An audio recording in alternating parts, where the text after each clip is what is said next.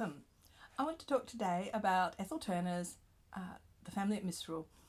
And I'm very pleased to be able to record about Ethel Turner, one of Australia's great 19th, early 20th century children's writers.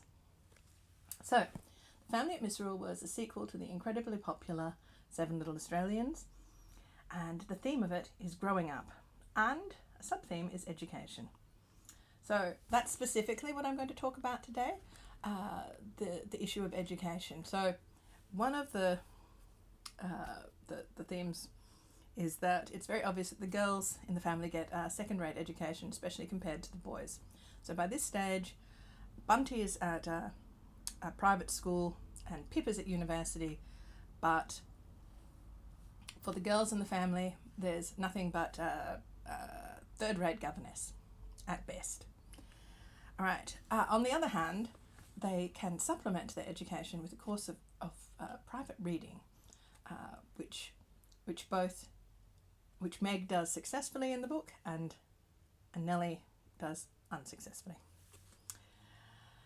And I think that it's important to note that this is one of those 19th century novels which has chapter headers, fallen out of favour now, but at the top of each chapter there's a little bit of poetry, and I think that Turner is using this as an opportunity to show that she, is incredibly well read and does have a wide-ranging education, despite the fact that she herself, didn't go to university. So I hope you enjoyed. This is about themes of education in The Family at Misrule. So we get to see a scene in the nursery where Meg's supposed to be giving lessons to Peter and Poppet and supervising Nellie. As it says, the last nursery governess had left suddenly and the captain had professed himself unable to afford another one until the next quarter. Meg used to provide herself with a book during these daily struggles to be indulged in at times when her supervision was not required. It had been an improving book for the last month, for she had been lately finding out how woefully ignorant she was when she talked to the young man who came to listen to her playing. Today it was Browning, because he had looked horrified to find out she had never read any of his poems, on the plea that he was acknowledged to be difficult to understand. So she unfortunately chooses some hard poems, and while she's struggling with them, the three kids all sneak off and go and have a holiday. Her first thought, when she'd read the piece through, was that Browning was not a true poet, however great a man he might be, and her second, that Alan Courtney, the guy she eventually marries, must be exceedingly clever to be able to enjoy such reading. Her third was sorrow at the poor brain she felt she must possess not to be able to enjoy it too. And while she's reading, the others sneak out, which is pretty typical for the level of education that they're getting.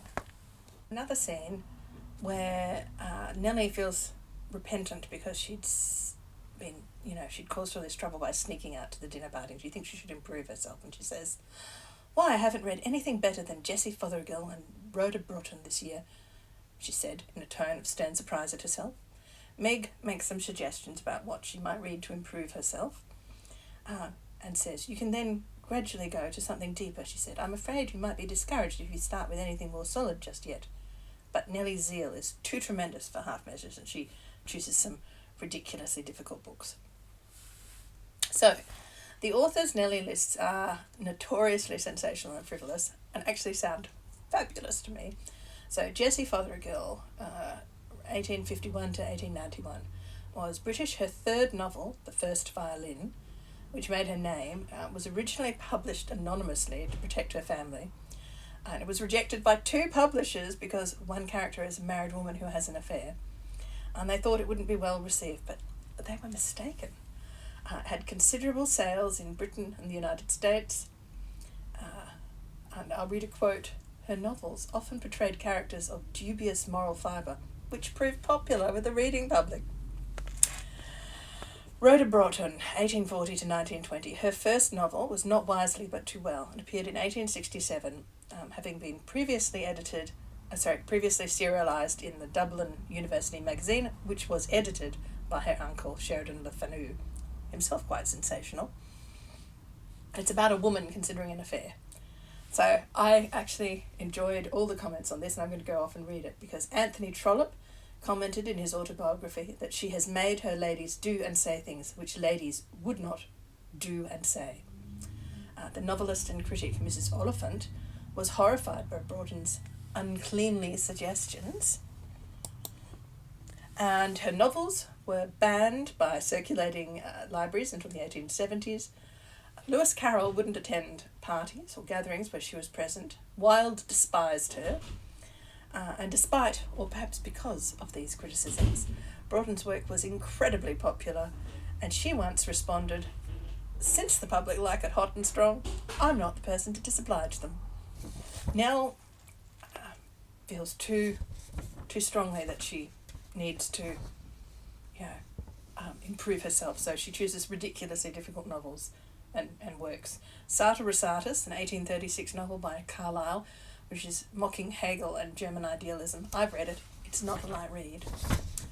The Wealth of Nations by Adam Smith, 1776. It's a classic work of economics, but again, not a light read.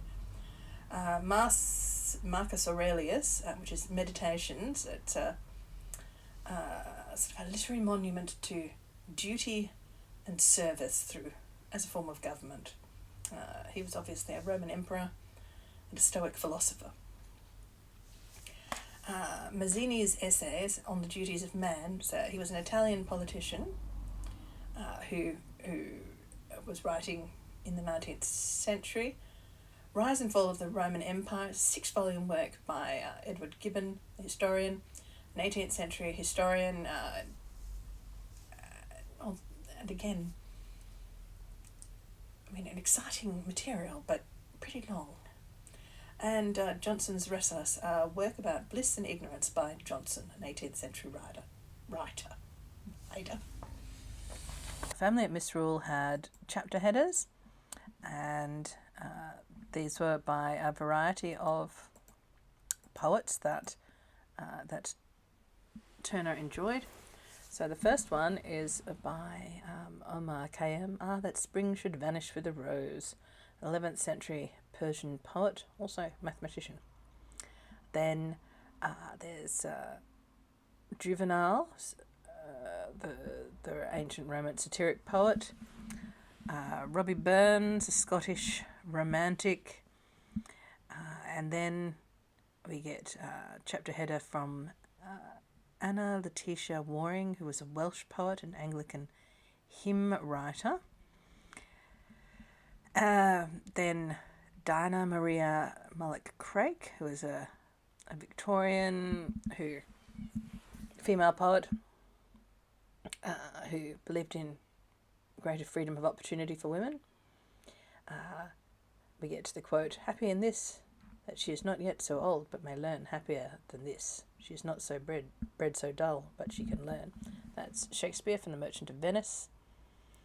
Then we get another female poet, Margaret Sangster, American poet who wrote hymns and sacred texts.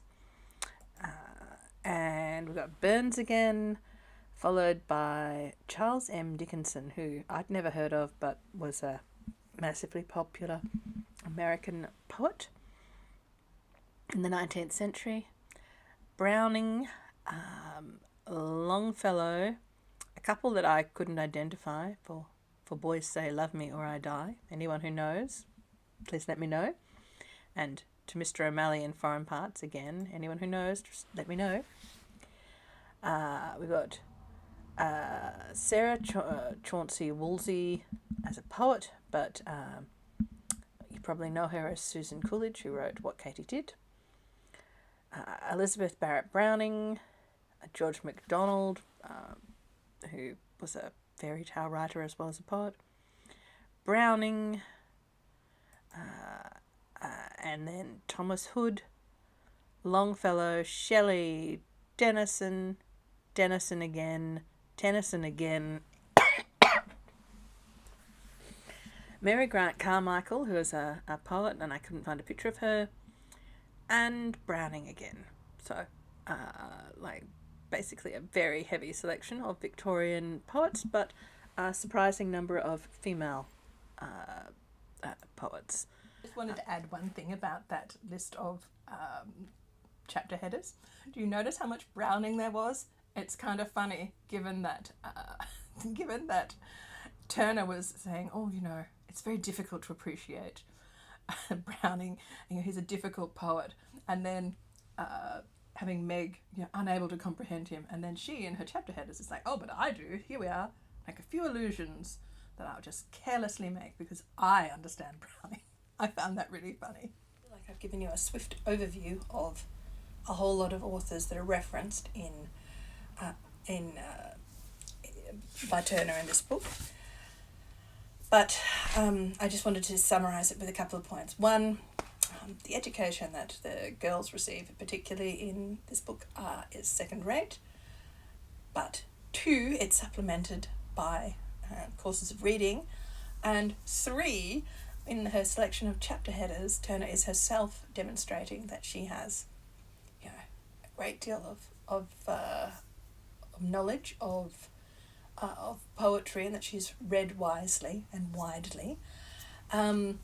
So there's quite a lot being said, not just at the level of the text, but also the subtext about education and women and their role in society. I've enjoyed these novels, not as much as the Mary Grant Bruce ones, but nonetheless, and I would strongly recommend that people read them.